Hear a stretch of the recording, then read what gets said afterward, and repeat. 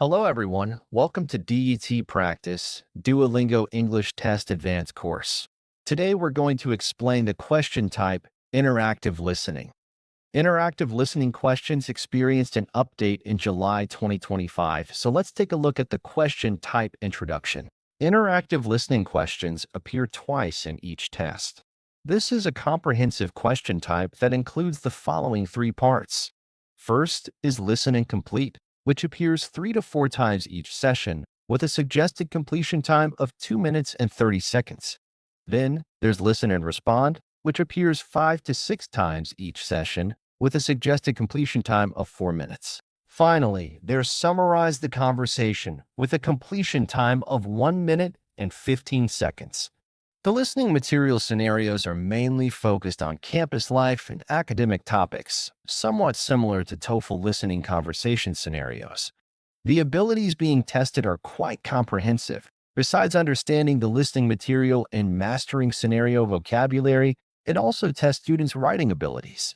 Next, let's look at each part's specific question types. First is part 1, listen and complete. In this part, test takers will first hear an audio introduction about the listening scenario. What's different from before is that this part no longer appears in text form. Test takers need to listen to this scenario introduction audio to complete the subsequent 3 to 4 sentence completion fill-in-the-blank questions. As for why we say the suggested completion time is 2 minutes and 30 seconds, it's because this part shares 6 minutes and 30 seconds with the second part's listen and respond.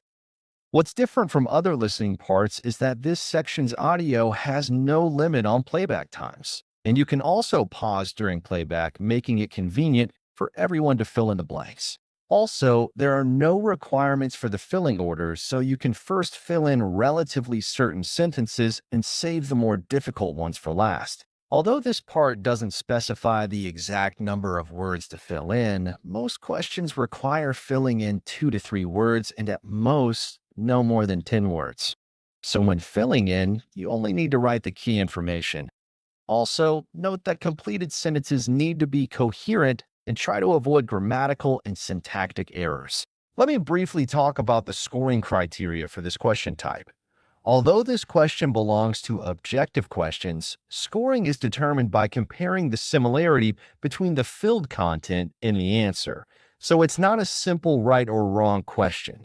Missing words, extra words, or even misspelled words still get points, but there will be some point deductions.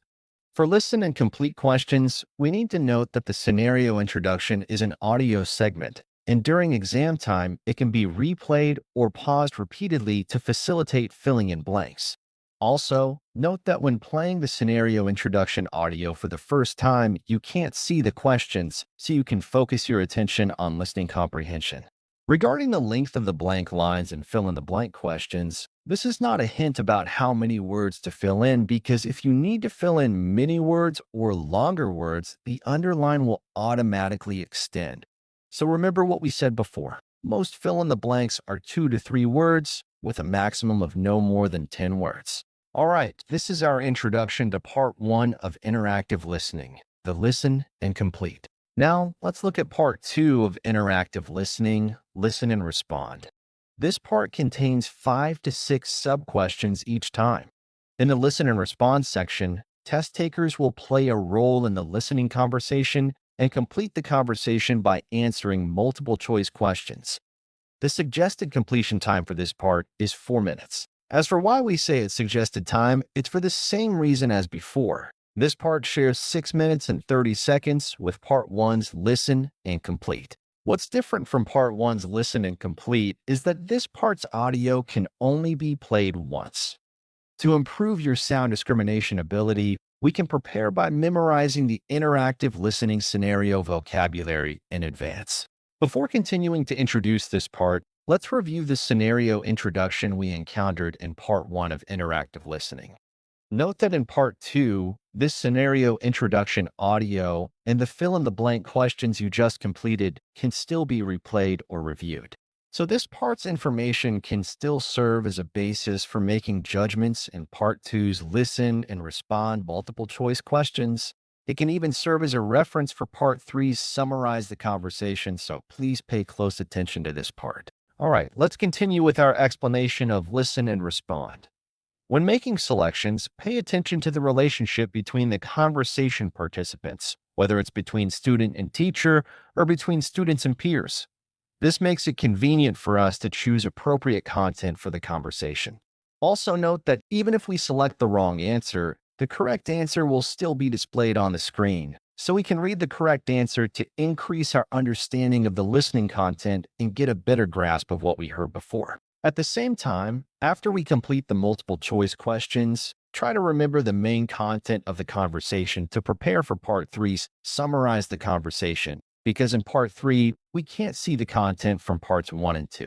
Next, let's look at part 3, which is the final part of interactive listening. Summarize the conversation. This part appears as a writing question. We need to write a summary of the conversation we just heard, but there isn't much time for this part, only 75 seconds. In this limited time, we need to write a complete paragraph, so we need to get straight to the point and write about the main content of the conversation. Don't focus too much on minor details. Also note that when writing, use first person, generally use the past tense, and intersperse other tenses as needed. Now that we understand the question types in interactive listening, let's briefly explain the scenario types in interactive listening. In interactive listening, test takers often play the role of a student. The other participant in the conversation might be a teacher or school staff member. In this scenario, conversation content is generally about consulting on assignments or papers, asking questions about course content, guidance on research projects, etc. Sometimes, the other participant in the conversation is also a student or friend with the same identity as the test taker. In this scenario, conversation content is generally about study advice, hobbies, and interests, etc. After understanding the scenarios, we can specifically accumulate relevant scenario vocabulary to help with understanding the listening material. Now, let's look at a sample question. We'll use this question to explain how to approach interactive listening. First, we see the scenario introduction part. Note what we mentioned before. When playing the scenario introduction for the first time, we can't see the fill-in-the-blank questions. When the exam enters this interface, we can manually click the play button to play the audio, or wait a few seconds and the audio will play automatically. Let's listen to the audio for the first time. You are a student studying accounting. You need to take 2 more classes in order to complete your degree. You are trying to decide between 2 classes, marketing or business communication. You ask your professor for advice. All right. After listening to the audio once, we can see the fill-in-the-blank questions we need to complete. Here are 4 sentences we need to complete. Let's quickly read through the questions first. After reading the questions, we find that most of these questions are detailed questions asking for specific information mentioned in the scenario introduction. Before explaining, let's do a small exercise. You in front of the screen can prepare paper and pen, then I'll continue playing this scenario introduction audio 3 times, and you can try to write out the answers to these questions. Now let's start playing the audio. You are a student studying accounting. You need to take 2 more classes in order to complete your degree. You are trying to decide between 2 classes, marketing or business communication. You ask your professor for advice. You are a student studying accounting. You need to take 2 more classes in order to complete your degree. You are trying to decide between 2 classes, marketing or business communication. You ask your professor for advice. You are a student studying accounting. You need to take 2 more classes in order to complete your degree. You are trying to decide between 2 classes, marketing or business communication. You ask your professor for advice. All right, welcome back. Let's look at the scenario introduction content. You are a student studying accounting. You need to take 2 more classes in order to complete your degree. You are trying to decide between 2 classes, marketing or business communication. You ask your professor for advice. Note the parts in red. These are the key information we need to fill in. Let's look at the answers. First question, what is your field of study? Here we need to fill in accounting. Second question, how many more classes do you need to take? This asks how many more classes we need to take, so we fill in 2 more classes. Third question, what classes are you choosing between? This asks about our course selection range. So based on the scenario introduction, we fill in marketing and business communication. Note that for course subjects, we use title case, which follows English writing conventions. Also, we changed the word or from the scenario introduction to and, also for grammatical considerations. When filling in, we try to use original words. In most cases, we don't need to rewrite. Minor changes or adjustments can be made if necessary. Next, let's look at part 2. First, let's hear what the professor said. Let's play the audio. Hi there. What can I do for you? This audio is very short. Let's look at the transcript. Hi there. What can I do for you? This sentence doesn't contain substantial information, so we just need to state our purpose directly. Note what we said before. The scenario introduction from part 1 can serve as a reference for answering questions. In part 1, we know that the student has a problem when choosing courses. There are 2 courses and they don't know which one to choose. So we just need to find the corresponding option. By comparing the options, we find that the second option, "Hi, Professor, I'm trying to decide between 2 classes for next semester, and I was hoping to talk to you about it," best fits the scenario introduction. Other options, like the first option talks about papers, the third option's "This class" has an unclear reference, the fourth option asks about course progress, and the last option asks for final project topic suggestions. These options don't match the scenario setting, so the second option is the correct answer. Let's look at the next question. First, let's listen to the audio. Sure, I'm happy to help. What are the 2 classes? All right, let's look at the transcript. Sure, I'm happy to help. What are the 2 classes? The professor is asking which 2 classes are making you conflicted. We can choose directly based on the content from the scenario introduction. Here, by comparing the options, we can find that the fourth options, marketing and business communication, match the scenario introduction. So this option is the correct answer. To be safe, let's also look at the other options. Option 1 says still considering which course to choose, so came to find the professor. This is actually stating the purpose, not directly answering the professor's question. Option 2 says the second course was very interesting last semester, which contradicts the listening content. These courses haven't started yet. We're just in the course selection stage. Option 3 asks the professor if the first course is more suitable, which is also incorrect and doesn't directly answer the professor's question. Option 5 says doesn't know if these 2 courses will be offered this semester, which also contradicts the listening content because if these courses weren't offered this semester, the student wouldn't need to choose. There would be no way to take them even if chosen.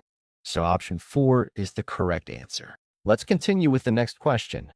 First, let's listen to the audio. They're both good classes. They cover different topics though. Marketing covers market planning and research while business communication covers topics related to oral and written communication skills. All right, let's look at the transcript. They're both good classes. They cover different topics though. Marketing covers market planning and research, while business communication covers topics related to oral and written communication skills. Here, the professor evaluated the 2 courses the student is considering and told the student that the 2 courses have different focuses. Let's look at the answer choices.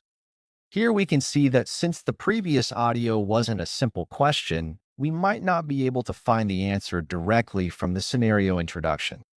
This question is more difficult than the previous 2. We need to continue analyzing and comparing the options to determine which is the correct answer. First, let's look at option 1.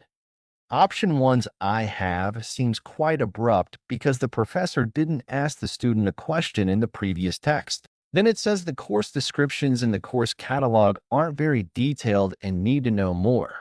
These weren't mentioned in the scenario introduction or previous text, so this option has poor coherence and consistency. Option 2 says, "I don't know which course would be more beneficial for my degree program." This can correspond to the scenario introduction. You need to take 2 more classes in order to complete your degree. You are trying to decide between 2 classes. We can consider this as a potential correct answer. Let's continue with option 3. Option 3's "that class" and "other 2" both have unclear reference problems. Option 4 says wants to take both courses, but the schedule is full. Option 5 says some courses have similar course requirements and needs to ask the course advisor again. These all contradict the previous content, so we can conclude that option 2 is the correct answer. All right, let's continue with the next question. First, let's listen to the audio. That really depends on what you want to do after you graduate. If you want to work in a marketing firm, then the marketing class would probably be a better choice. But if you're not sure what type of career you want yet, then business communication would be a good fit for you. All right, let's look at the transcript. That really depends on what you want to do after you graduate. If you want to work in a marketing firm, then the marketing class would probably be a better choice. But if you're not sure what type of career you want yet, then business communication would be a good fit for you. Here, the professor gave the student more advice about course selection, telling the student that course selection depends on what they want to do after graduation. If they want to work in a marketing firm, then marketing would be a good choice. If they're not sure, they can choose business communication. So, based on common sense, the student's reaction after hearing the professor's advice should come next. Let's look at the specific options. Option 1 says still not sure, needs to schedule a meeting with the course advisor, and also needs to reschedule. This actually implies a time conflict, which obviously doesn't match the main content of the listening, so we can eliminate it. Option 2 says what the teacher said makes sense because they haven't thought about what to do after graduation, so choosing business communication might be better. This is quite a reasonable option. Let's continue to see if there are better options. Option 3 says already took some marketing courses and worked as a marketing manager at a small company. This obviously doesn't match the student's identity and role in the listening content, so it can be directly eliminated. Option 4 is this additional course first has an unclear reference. And also the student's 2 courses are required to get the degree, so they can't be called additional courses. The translation of this would be extra courses or supplementary courses, which is obviously incorrect, so it can be eliminated. Option 5 says wants to take both courses, but if that's the case, there would be no need to struggle with how to choose, and there wouldn't be this whole conversation because there would be no need to ask the professor. Also, this option mentions job hunting, which didn't appear in the listening, so it can be eliminated. This way, we can conclude that the correct answer is option 2. All right, let's look at the last question of the listening multiple choice. First, let's listen to the audio. Yeah, that's probably a good idea. And you can always take marketing the following term if you want.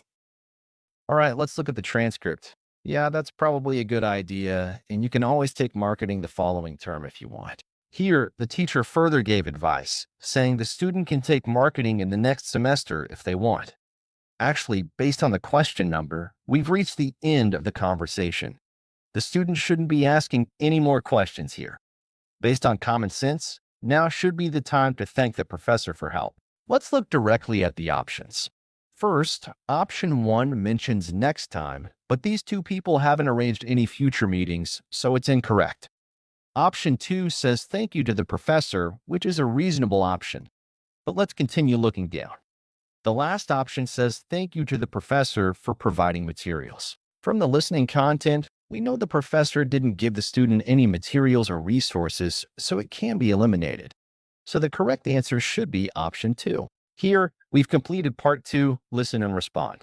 You might have noticed that when we were answering questions, especially the first few questions, we heavily referenced the scenario introduction, which is part 1's content. In the later questions, the difficulty increased, and we couldn't find answers directly from the scenario introduction, but through analysis and comparison of options, we eliminated incorrect answers.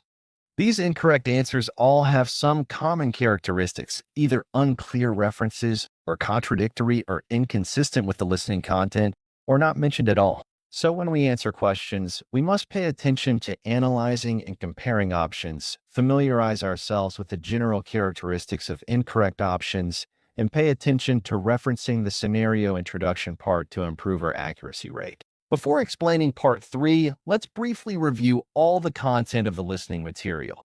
Note that during the exam, if the 6 minutes and 30 seconds of completion time hasn't ended, test takers can scroll up and down to view all content from parts 1 and 2 of interactive listening, including everything from the scenario introduction to the end of the dialogue. This way, we can use this time to memorize the content in the listening to serve as a reference for the subsequent writing summary part. By reviewing the listening content, we can find key information. You were a student studying accounting, need to choose 2 more courses to complete your degree, then you're conflicted about choosing marketing or business communication, so you found a professor to seek some course selection advice. You told the professor about the problem you encountered in course selection, and then the professor gave you some advice. He analyzed the different focuses of the 2 courses and suggested you decide which course to take based on what you want to do after graduation. If you haven't decided on your post-graduation direction, you can first choose business communication, and marketing can be learned later. You very much agreed with the professor's advice and expressed gratitude for it. All right, these are all the key points of the listening material. Now, let's look at the final part of interactive listening, summarize the conversation. In this part, we have 1 minute and 15 seconds to complete a writing paragraph to summarize the main content of the previous listening conversation. Note here that we can only see the exam interface's countdown timer and input box. The previous listening transcript and scenario introduction parts can't be seen here, and we can't go back. So this is why we emphasized before that if you finish the listen and respond part and still have time left, we can use this time to memorize the content in the listening to serve as a reference for the subsequent writing summary part. Before writing this part, let's first talk about the answering strategy for interactive listenings. Summarize the conversation part. First, let's look at the answering structure for interactive listenings. Summarize the conversation part. Since this question's completion time is very tight, only 1 minute and 15 seconds, the paragraph opening should get straight to the point to avoid incomplete writing due to insufficient time. We can follow this structure when writing. First, write the main character's identity and background, such as academic background, then write what problem was encountered, then write who was consulted for dialogue and discussion, then write the explanations, suggestions, or solutions the other party provided. Finally, if there's time, you can also write a conclusion. If there's not enough time, you can stop after writing the solutions. After understanding interactive listening writing's answering structure, let's learn some common templates for. Summarize the conversation to help everyone quickly organize a structurally complete and logically clear answer. Interactive listening conversation types can roughly be divided into problem or solution, discussion conversations, and classroom content or academic question Q&A conversations. Based on these categories, we've designed 2 different templates. Let's first look at the problem or solution discussion template. First, in the opening part, we can write the conversation is about plus the conversation topic. Then state your identity and the problem encountered. We can write I am a student who has a problem about plus the specific problem. Then we can write the person you sought help from and your relationship. For example, I talked to another student who is my classmate and asked for their help. Next, we can write the suggestions or solutions the other party provided. For example, they suggested that I should, plus specific suggestions and solutions. Finally, if time allows, you can write a conclusion. For example, you can write your follow-up plans or expected results after hearing their suggestions or solutions. Then, the next classroom content or academic question Q&A template is basically the same, except in the problem part, it's changed to confusion about knowledge points or concepts. For example, we can write, I am a student who was confused about plus knowledge points or concepts. Then in the explanation part, it's changed to explanations of knowledge points or concepts plus examples. For example, they answered my question and clarified plus knowledge points or concepts, then use with to connect examples, definitions, or explanations. Like the template above, if time allows, you can write a conclusion. For example, what this conversation helped you learn. You can write, the conversation helped me to learn more about, plus the conversation topic. Now let's talk about precautions for using templates. When applying templates, always pay attention to the relevance of your answer content to the listening topic and avoid not having time to write the main content from the listening because you wrote too many template sentences. Also, pay attention to distinguishing the types of listening materials. Don't use the same template for all questions, causing a lot of sentence pattern repetition. When using template sentences, pay attention to spelling and grammar in sentences. For opening and closing sentences, since they don't contain very important information, they can be omitted if there's not enough time. Finally, I still recommend that everyone practice summarizing on your own as much as possible and try not to use formulaic sentences to answer questions. All right, after understanding the answering structure and template sentences, let's look at a sample summarize the conversation. The conversation is about getting advice on course selection. I am a student who has a problem choosing between a marketing class and a business communication class for the next semester. I talked to my professor and asked for his advice. He suggested that I take business communication because I'm not sure about my future career. I think his idea is very practical, and I decided to follow it. This way, we've answered all the questions in interactive listening. Finally, let's summarize the content of this lesson. We first explained the structure and characteristics of interactive listening question types. Interactive listening is divided into 3 parts. Part 1 is listen and complete, requiring test takers to listen to an audio about conversation background, which is the scenario introduction, then complete 3 to 4 sentence completion fill-in-the-blank questions. During exam time, the audio can be played and paused unlimited times to facilitate filling in missing content in sentences. Part 2 is listen and respond, also called conversation selection. Different from the previous part, this part's audio only has 1 playback opportunity. This part appears as multiple choice questions. After listening to part of the conversation, we need to choose appropriate options to complete the conversation. The final part 3 is summarize the conversation, which is a writing question. It requires using 75 seconds to summarize the part 2 conversation. Now, let's look at the core answering strategies for interactive listening questions. First is making good use of replay. This method is especially suitable for Part 1 listen and complete of interactive listening. When answering questions, fully utilize the advantage of repeatable audio playback to carefully listen for key information, usually 2 to 3 words. After filling in blanks, be sure to read through once to ensure the entire sentence is coherent and grammatically correct. In Part 2, everyone can focus on listening and scenario setting. Conversations are usually campus life or academic-related scenarios. At this time, clarify character relationships, such as communication between students and professors or between students. Sometimes, character relationships and scenarios can also help us judge and filter correct options. Also, since Part 2 listening can't be repeated, attention needs to be highly concentrated. Also, correct answers are immediately displayed on the screen after selection, so they can be used as reference for answering questions. For Part 2 listening content, try to remember more key information to facilitate subsequent writing summary. For Part 3, we can try structured writing. The structure we mentioned, main character identity plus specific problem plus who was consulted plus advice or solutions received, can be used as a standardized structure for interactive listening. Finally, make good use of the interactive listening writing templates.